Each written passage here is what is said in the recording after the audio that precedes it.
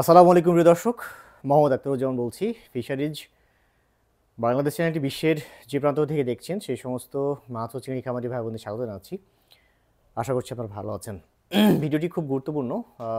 বিষয়টা হলো এরকম যে আমরা ফাইটোপ্ল্যাঙ্কটন ফাইটোপ্ল্যাঙ্কটন যে মাছের প্রাকৃতিক খাবার আছে সেই খাবারটা তৈরি করি। তো এই ক্ষেত্রে আমরা সার ব্যবহার করবো কিনা, সার সার বলতে বুঝতে পারছেন আমি রাসায়নিক সারের কথা বলছি। তো এই রাসায়নিক সার দিয়ে ফাইটোপ্ল্যাঙ্কটন তৈরি করা যাবে কি না, এই বিষয়ে আজকের ভিডিওটি খুবই গুরুত্বপূর্ণ এই জন্য, কারণ আমরা হচ্ছে ফাইটোপ্ল্যাঙ্কটন খুব গুরুত্বপূর্ণ মাছ চাষের ক্ষেত্রে। তো এই ক্ষেত্রে আমরা এই রাসায়নিক সার ব্যবহার করবো কিনা সেটা নিয়ে আজকের ভিডিও। চলুন শুরু করি। প্রথম যেটা বলতে চাই সেটা হচ্ছে ফাইটোপ্ল্যাঙ্কটন বলতে আমরা কী বুঝি। ফাইটোপ্ল্যাঙ্কটন বলতে কী বুঝি এই বিষয়টা হলো একেবারে যারা বিজ্ঞানার একেবারে নতুন যারা আছেন তাদের জন্য বলি। ফাইটোপ্ল্যাঙ্কটন এক কথায় হচ্ছে পুকুরের উপরে বা পুকুরের পানিতে সবুজ সবুজ যে কণাগুলো সাধারণত থাকে তাকেই সাধারণত ফাইটোপ্ল্যাঙ্কটন বলা হয়। ঠিক আছে, এটা হলো উদ্ভিদ কণা। এই উদ্ভিদ কণাগুলো হচ্ছে আপনার মাছের খাবার, চিংড়ির খাবার এক কথায়। তো এই ফাইটোপ্ল্যাঙ্কটন আসলে রাসায়নিক সার দিয়ে তৈরি করা যাবে কি না সে বিষয় নিয়ে বলতে চাই।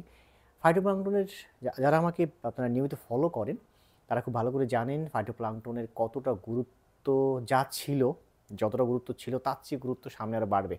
কী গুরুত্ব আসলে, কেন আমরা কেন ফাইটোপ্ল্যাঙ্কটন তৈরি করব এবং সার বা কী দিয়ে তৈরি করব, এই বিষয়গুলো আসলে এখন থেকে যত আমরা জানবো তত হচ্ছে ভবিষ্যতে মাছ চাষটা আরও টেকসই হবে আমাদের জন্য। ফাইটোপ্ল্যাঙ্কটনের গুরুত্বর প্রথম কথা হচ্ছে যাদের পুকুরে ফাইটোপ্ল্যাঙ্কটন বেশি তাদের পুকুরে অক্সিজেনের ঘাটতি কম।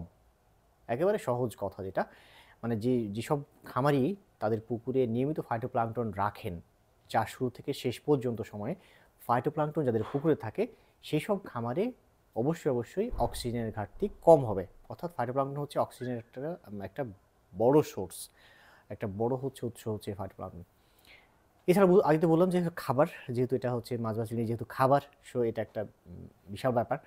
এবং পুকুরের পানিকে ফাইটোপ্ল্যাঙ্কটন যখন থাকে বুঝতে পারছেন, পানি হচ্ছে আপনার সালোক সংশ্লেষণের মাধ্যমে ফাইটোপ্ল্যাঙ্কটন কিন্তু অক্সিজেন তৈরি করে। এবং পানির বলা হচ্ছে যে পুকুরে যত ফাইটোপ্ল্যাঙ্কটন বেশি সেই পুকুরে ততটা হচ্ছে আপনার মাছের মারা যাওয়ার হার কম।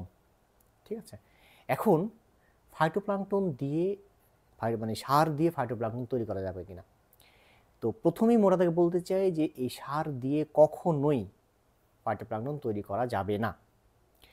এইটা যারা করেছেন এতদিন ধরে, বলতে হবে তারা পুকুরের একটা মহা সর্বনাশ করেছেন আসলে। আমাকে যারা আপনারা নিয়মিত ফলো করেন তারা খুব ভালো করে জানেন যে আমি বিভিন্ন ধরনের ক্ষতিকর কেমিক্যালের বিপক্ষে আসলে কথা বলি। তো এই ক্ষতিকর কেমিক্যাল দিয়ে ফাইটোপ্ল্যাঙ্কটন তৈরি করা যাবে না। রাসায়নিক সার দিয়ে ফাইটোপ্ল্যাঙ্কটন তৈরি করা যাবে না। যারা এতদিন করেছেন এটা ভুল করেছেন।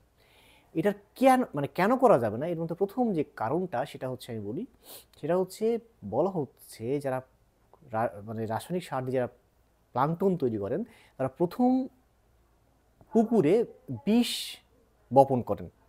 বলা হচ্ছে যে আপনি যখন ফাইটোপ্ল্যাঙ্কটন তৈরির জন্য সার ব্যবহার করছেন, কেমিক্যাল ফার্টিলাইজার যখন ব্যবহার করছেন, তখন ওয়াটার কোয়ালিটি নষ্টের শুরু করছেন আপনি ওই জায়গা থেকে।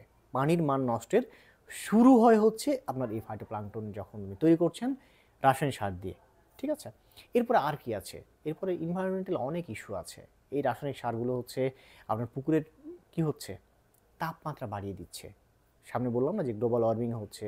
আপনার পুকুরে যতটা আপনি একবার ইচ্ছা করলে আপনি যদি আপনার মনে হয় যে আপনি করতে চান তাহলে কি করবেন দেখেন, একটা পুকুরে আপনি হচ্ছে রাসায়নিক সার ছাড়া আপনি প্লাঙ্কটন তৈরি করে দেখুন, আর আরেকটা খামারে আপনি রাসায়নিক সার দিয়ে প্লাঙ্কটন তৈরি করে দেখুন। প্রবলেম যেটা পড়বেন আপনি সেটা হচ্ছে যে পুকুরে হচ্ছে আপনি রাসায়নিক সার দিয়ে তৈরি করেছেন প্লাঙ্কটন, সেই পুকুরে দেখবেন আপনার মৃত্যুর হার বেশি হবে। সেই পুকুরে কেন মৃত্যুর হার বেশি হবে, কারণ সেখানে কার্বন আছে। এই রাসায়নিক সারের মধ্যে কার্বন থাকে। এই কার্বনটা হচ্ছে কিন্তু আপনার পুকুরের তাপমাত্রা বাড়ায়, ওয়াটার কোয়ালিটি পানির যে মান সেটা নষ্ট করে, অক্সিজেন কনজিউমশন করে, অনেক ব্যাপার আছে আসলে। তো একদিনের আজকের বলাতে নিশ্চয়ই আপনার ব্যাপারগুলো বুঝতে পারবেন না। সো আস্তে আস্তে হচ্ছে আমার ভিডিওগুলো দেখুন এবং বোঝার চেষ্টা করুন যে যখনই আপনি কেমিক্যাল ফার্টিলাইজার দিয়ে ফাইটোপ্ল্যাঙ্কটন তৈরি করবেন সেটা আপনার অবশ্যই আপনার হচ্ছে পানির মান থেকে শুরু করে আপনার চাষের শেষকালীন সময় পর্যন্ত আপনার জন্য যত সমস্যা সব কিন্তু ডেকে নিয়ে আসবে। তো আশা করছি ভিডিওটি আপনাদের কাজে লাগবে। ভিডিওটি ভালো লাগলে চ্যানেলটি সাবস্ক্রাইব করুন, বেশি বেশি শেয়ার করুন ওই সমস্ত খামারি ভাইদের কাছে যাদের কাছে তারা উপকৃত হবেন। যদি আপনাদের কোনো প্রশ্ন থাকে কমেন্ট সেকশনে কমেন্টস করুন, আমি চেষ্টা করবো আপনাদের প্রশ্নগুলো উত্তর দেওয়ার জন্য।